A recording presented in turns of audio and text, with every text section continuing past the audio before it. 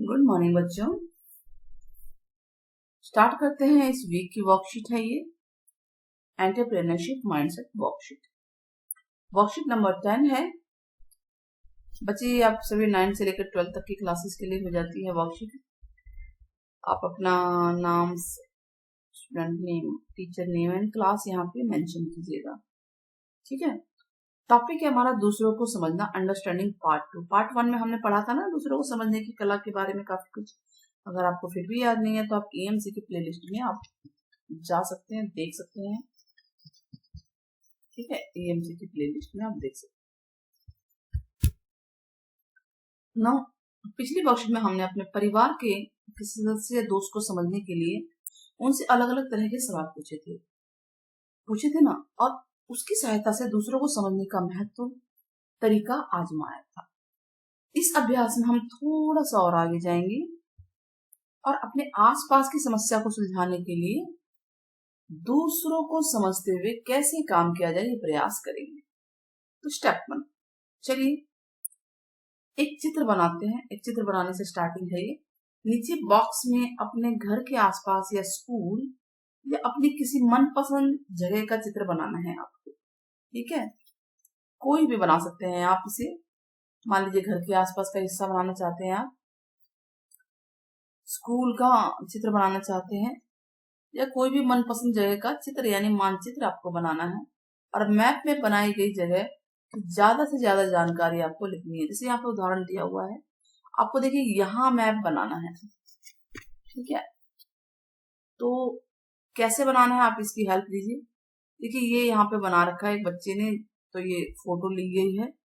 क्या लिखा है? Staff quarters, art room, library, assembly area. एक स्कूल का है, ये स्कूल का, ये नहीं, ये साफ दिख रहा है, ये स्कूल का मैप है। यानी स्कूल के अंदर क्या चीज क्या होती है, मैप नक्शा बनाया हुआ है।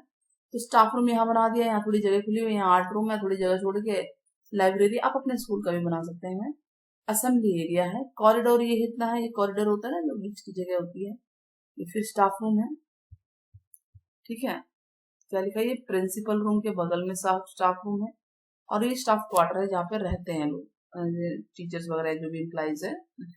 और ये स्टैंड है, साइकिल स्टैंड है, ये मेन गेट है। और यहाँ पे स्कूल का नाम का बोर्ड दिखाया हुआ है। आप दिखा सकते हैं अपने स्कूल का नाम। कंप्यूटर रूम दिस इज, और ये स्टेयर्स है, एंट्रेंस है जहाँ से एंटर किया जाता है। क्लासरूम्स यहाँ से दिखाई गई है प्लीज। तो क्लासरूम आप ज्यादा भी दिखा सकते हैं, जैसे यहाँ पे ये हिस्सा दिखाया गया और ये कॉरिडोर दिखा दिया गया है। फिर एक और मेन गेट है, मेन गेट नंबर 1 हो गया, ये 2 हो गया। कितने गेट आप दिखा सकते हैं। और यहाँ झूले हैं, एंट्रेंस हैं, और आप देखें तो playground, volleyball court, basketball court, और इस तरह से ट्रीज वगैरह लगाए हुए। एक पूरा नक्शा, पूरा मैप बनाया गया स्कूल का। तो आपको भी अपने घर के आसपास का, स्कूल का, या कोई भी मनपसंद जगह का मैप यहाँ पे बनाना है। कि इसकी हेल्प से मैप बनाना है आपको, इसकी हेल्प से मैप बनाना है। स्टेप 2 क्या है? इस मैप में हरे रंग की बिंदी से ब्राइट स्पॉट और काले रंग से हॉट स्पॉट दर्शाइए। ठीक है, ब्राइट स्पॉट और हॉट स्पॉट जो जगह है उसको आपको दर्शाना है। देखिए यहाँ पर तो बना दिया गया। आप लोग जो ब्राइट स्पॉट है और हॉट स्पॉट जो है उनको दर्शाना है, जो मेन जगह होती है। ये आप अपने अनुभव और अवलोकन से दर्शाएंगे। इसमें कोई वो नहीं, कहीं भी जो भी आपको लगता है उसको ब्राइट स्पॉट और हॉट स्पॉट दर्शाएंगे, काले रंग से, हरे रंग से। ब्राइट स्पॉट का मतलब ये होता है चुनी गई जगह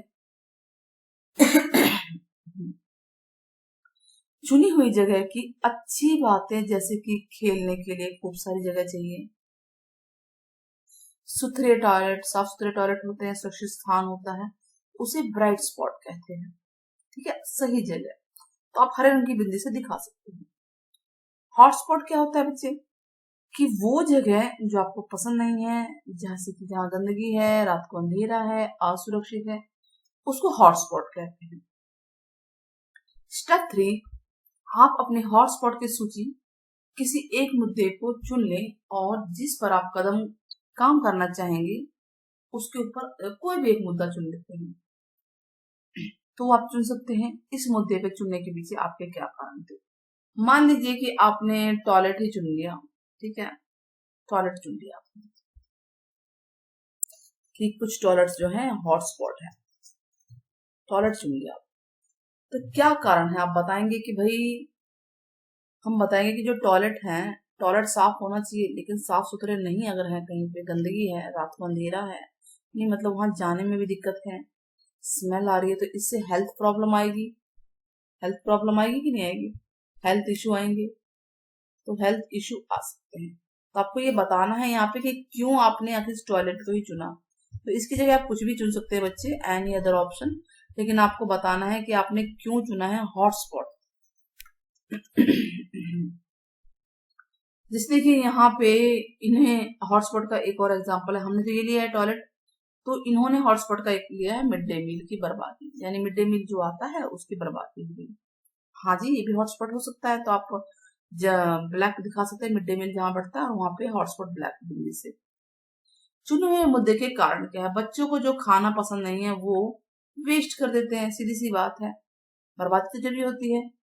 इस मुद्दे से जुड़े विभिन्न लोग कौन होते हैं, बच्चे ही होते हैं, सीधी सी बात है, ये मुद्दा है, खाना वेस्ट होता है जो पसंद नहीं आया, और कौन है इससे जुड़े हुए लोग, बच्चे ही हैं। बच्चे जितना खा सकते हैं उससे अधिक कई बार अपनी थाली में ले लेते हैं, ठीक है। तो मिड डे मील एजेंसीज के लोग हैं जुड़े हुए हैं कि वो उससे अधिक देते हैं उनको, जान लेना किस बच्चे की कितनी कैपेसिटी है, कितना कितना खाना चाहिए, कितना देना चाहिए, पूछ लेना चाहिए। बचे हुए भोजन के दूसरे के उपयोग की जानकारी ना होना, ये खाना बच गया मिड डे मील वालों को या किसी को भी जो इसकी जानकारी नहीं है, जो प्रभारी शिक्षक है इसका, उसको ये नहीं पता कि जो खाना वेस्ट हो गया इसको हमें कैसे यूज करा देना है, मतलब कैसे हम डिस्ट्रीब्यूट कर दे कि भाई किसी के पेट में चला जाए। तो ये हॉटस्पॉट का सबसे बढ़िया मेन मुद्दा है। तो और इससे जुड़े हुए लोग बता दिया। कुछ बच्चे घर से खाना लाते हैं, ये है, हाँ जी, इसलिए भी बर्बाद होता है। तो जो घर से खाना लाते हैं तो इसके लिए कौन जुड़े होंगे, सीधी सी बात है, जिससे बच्चे भी जुड़े हुए हैं और जो शिक्षक हैं, बच्चे व क्लास टीचर, ये दोनों के दोनों जुड़े हुए हैं। तो ये क्लास टीचर को पता होना चाहिए कि कौन से बच्चे खाना लाते हैं, ताकि उनके लिए जो है यहाँ पे खाना मतलब उनसे पूछा जाए कि क्या आप खाना यहाँ से लेंगे नहीं लेंगे, और अगर नहीं लेंगे तो उतना खाना ना मंगवाया जाए, तो वेस्टेज नहीं होगा ना, और लेंगे तो फिर भाई उसको लेना होगा उन्हें, और वो घर से खाना ना लाए। तो इस तरह से जो है ये कुछ बच्चे हैं जो घर से खाना लाते हैं ना। चुने हुए मुद्दे के विभिन्न कारण, क्या क्या कारण हो सकते हैं, तो इसके बेस पे आपको बनाना है नीचे। हमने क्या लिया था बताइए, हमने टॉयलेट लिया था टॉपिक, तो टॉयलेट पे आप बना सकते हैं, टॉयलेट पे क्या बना सकते हैं कि टॉयलेट जो है मतलब गंदगी है वहां पे, पहला पॉइंट बना सकते हैं गंदगी। तो फैलाता कौन है, ये स्वयं बच्चे ही कर रहे हैं,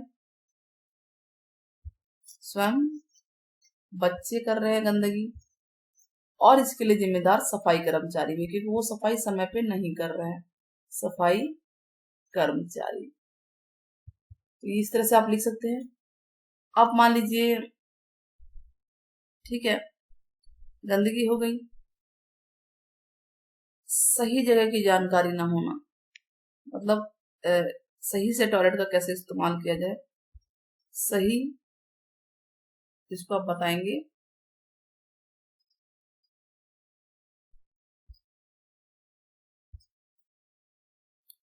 कि उचित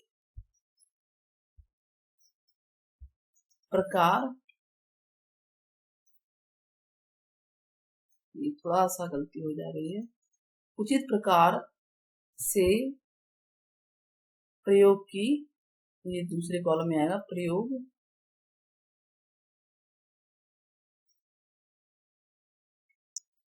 की जानकारी ना होना, कहीं भी वॉशरूम कर देते हैं ना, तो इसके लिए भी भाई या तो उनको माता पिता बताएं, बच्चे जिम्मेदार हैं, लेकिन बच्चे अगर छोटे हैं तो उनके माता पिता इसके कारण हो सकते हैं, क्योंकि उनको ये चीज घर में सिखानी चाहिए, कैसे वॉशरूम में जाना चाहिए, कैसे यूज करना चाहिए। तो हमने 2 पॉइंट तो आपको बता दिए, 2 पॉइंट आपको खुद बनाने हैं। इसी तरह से आप कुछ भी बना सकते हैं टॉयलेट से रिलेटेड, और जिम्मेदार कौन है आपको बताना है, ठीक है। और जैसे अब क्लासरूम से भी इकट्ठे कई सारे बच्चे आ जाते हैं तो क्लास टीचर जिम्मेदार हैं, उनको जो है उसी तरह से भेजना चाहिए और 2 करके बच्चे भेजने चाहिए और कोशिश करनी चाहिए कि 9 में बच्चे जाएं। तो इस तरह से हो सकता है। अच्छा, स्टेप 5 क्या है? तालिका भर लेने के बाद अपने मुद्दे से जुड़े लोगों का इंटरव्यू ले, यानी उन लोगों का इंटरव्यू लेना है जैसे बच्चे हो गए, सफाई कर्मचारी, माता पिता।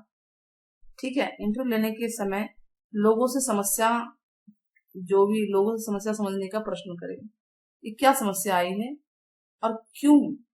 आप इन लोगों से क्यों का प्रयोग करते हुए सवाल पूछ सकते हैं। जैसे कि बच्चों से पूछा आपने, बेटा आपने खाना क्यों छोड़ते हो आप, बर्बादी हो रही है ना मिड डे मील की।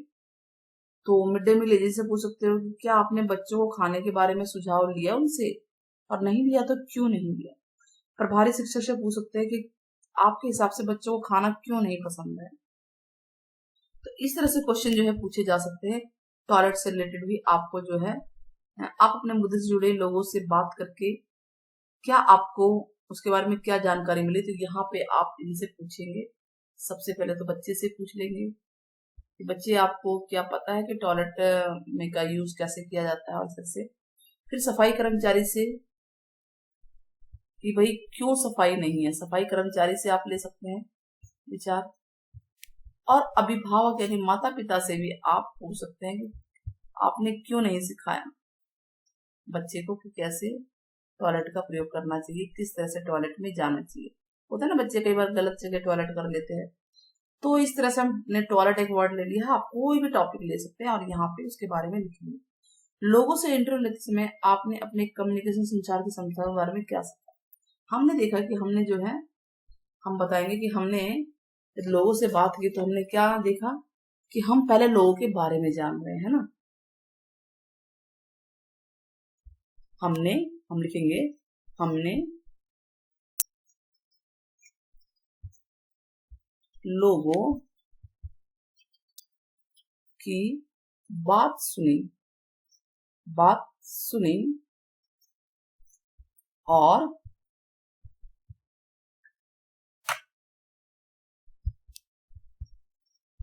उसके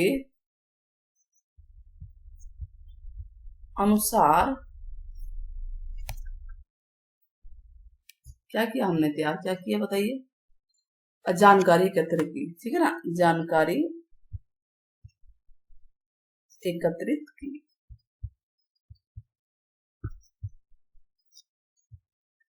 तो इसमें सुनने कम्युनिकेशन में क्या हुआ, हमारी इससे हमारी ध्यान पूर्वक सुनने की क्षमता है ना, ध्यान पूर्वक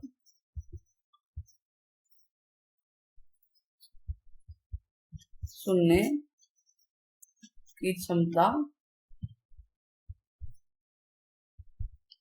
में विकास हुआ है ना, हम ध्यान से सुनने की आदत में पड़ी। तो इस तरह से हम जो है लिख सकते हैं इसमें। तो ये हो गया, लास्ट क्वेश्चन का आंसर है, ये इसका आंसर है।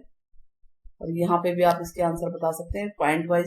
ये ओपन क्वेश्चन होते हैं बच्चे, जरूरी नहीं होता कि जो हम लिखें वही आप लोग लिखें, आप इसकी मदद से लिख सकते हैं। ठीक है, तो होप आपको वीडियो पसंद आई होगी। तो ये पार्ट कितने हुए, हमने देखा पार्ट 2 है और इसका नाम क्या है, दूसरों को समझना। ठीक है, इससे पहले क्या पार्ट आया था आप कमेंट में जरूर बताइएगा। मिलते हैं जल्दी नेक्स्ट वीडियो में आपके साथ। Bye bye.